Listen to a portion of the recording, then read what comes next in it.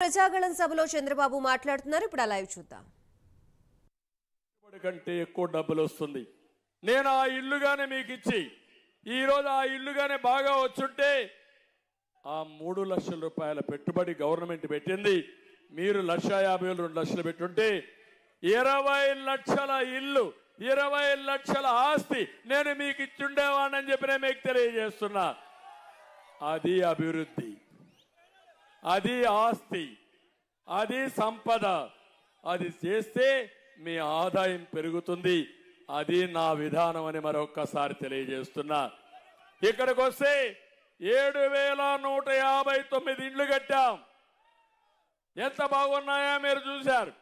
పాపం రామానాయుడు గారు నా వెంటబడి కట్టి శాంక్షన్ చేయించారు. నేను ఒకటే మీకు చెప్తున్నాను, ఈరోజు హామీ ఇస్తున్నా, ఆ ఇళ్ళు ఇమ్మీడియట్ గా మీకు ఇచ్చే బాధ్యత రామానాయుడికి అప్పచెప్తున్నా. ఎమ్మెల్యేగా, కాబోయే ఎమ్మెల్యేగా. ఆయన ఒకటే అడిగాడు. ఇప్పుడు వస్తా ఉంటే ఏం ఫెస్టివల్ కాదు, ఏ ఫంక్షన్ మీది, ఏదో ఫెస్టివల్, ఒక నెల ఆగస్టులో వచ్చే ఫెస్టివల్. ఆయన ఒకటే కోరాడు, సార్ ఈ ఇండ్లని ఉచితంగా ఇవ్వాలి, శ్రావణ మాసంలో గృహ ప్రవేశం చేయడానికి ఆమోదించండి, చేపిస్తాను. జూన్ 4వ తారీఖు రిజల్ట్స్ వస్తాయి. ఆగస్టులో శ్రావణ మాసం వస్తుంది. మీకేం చేయాలని ఆలోచించిన నాయకుడు నిమ్మల రామానాయుడు. ఆలోచించారా? ఒక నాయకుడు ఆలోచన ఎట్టుంటుందో. శభాష్ నిమ్మల రామానాయుడు. నీ సేవాభావానికి మనస్ఫూర్తిగా అభినందనలు. నేను హామీ ఇస్తున్నా, ఉచితంగా ఇస్తాం. ఆగస్టు నెలలో శ్రావణ మాసంలో గృహ ప్రవేశాలు.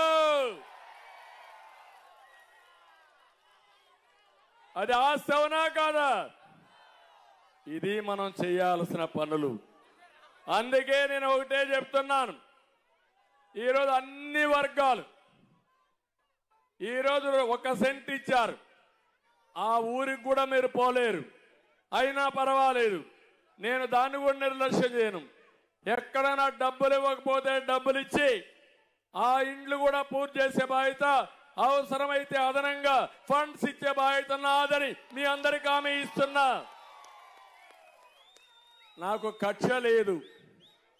నేను రివర్స్ టెండర్ల మారిగా రివర్స్ పాలన చేయను, విధ్వంసం చేయను. ఆస్తులు చేస్తాను కానీ, కూడబడతాను కానీ ఆస్తులు నాశనం చేసే పని నేను ఎప్పుడు నా జీవితంలో చెయ్యను. అందుకే ఆ ఇళ్ళు కూడా మీకు కట్టిస్తానని మరొకసారి హామీ ఇస్తున్నా. తమ్ముళ్ళు, అన్ని వర్గాల ఇబ్బందుల్లో ఉన్నారు కదా. ఇక్కడ చూస్తే మీరు ఒకసారి మనకు అనిపిస్తుంది, ఇక్కడ చాలా మంది పాలకుల్లో కూడా ఆర్య వయస్సులు చారిటీ కోసం చాలా ముందుకు పోతారు. మామూలుగా కాదు. వాళ్ళు ఏదైనా చిన్న వ్యాపారం చేస్తే వ్యాపారంలో 5% లాభాలు వస్తే ఒక 0.5%, 1% దాతృత్వానికి, సేవకు ఖర్చు పెట్టే కమ్యూనిటీ ఈ ఆర్య వయస్సులని చెప్పి కూడా నేను మీకు తెలియజేస్తున్నా. అలాంటి ఆర్య వయస్సులు కూడా సరిగా వ్యాపారం చేయకుండా ఇబ్బందులు పెట్టారు దుర్మార్గులు. ఈరోజు నేను హామీ ఇస్తున్నా, వారి సేవా భావానికి మనస్ఫూర్తిగా అభినందిస్తూ ప్రతి ఒక్కరు కూడా వాళ్ళు ఒక ఆదర్శంగా తీసుకోవాల్సిన అవసరం ఉందని చెప్పి కూడా నేను మీకు తెలియజేస్తున్నా. నేను అడుగుతున్నా ఇక్కడున్న వాళ్ళందరినీ, ఏ రైతైనా బాగున్నాడా తమ్ముడో అని మిమ్మల్ని అడుగుతున్నా.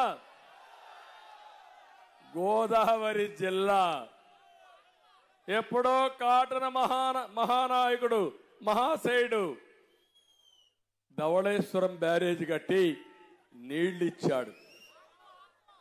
అలాంటి వెస్ట్ గోదావరి జిల్లా అనగానే గుర్తొచ్చేది గోదావరి డెల్టా, కృష్ణా డెల్టా. దేశానికి అన్నం పెట్టిన డెల్టా ఇది. అన్నదాత, దేశానికి స్ఫూర్తినిచ్చిన ప్రదేశం.